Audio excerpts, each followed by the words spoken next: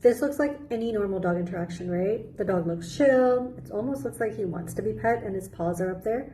But did you catch the lip licks? How he licks the guy's arm and how he turns his head away? Did you catch that he started doing those behaviors around the time that he started being pet on his ear and head? These behaviors are the dog's way of saying, back off, man, I don't like that. That's why it's so important to know dog body language and how they say no thank you. If you have a dog and you interact with dogs regularly, please learn it.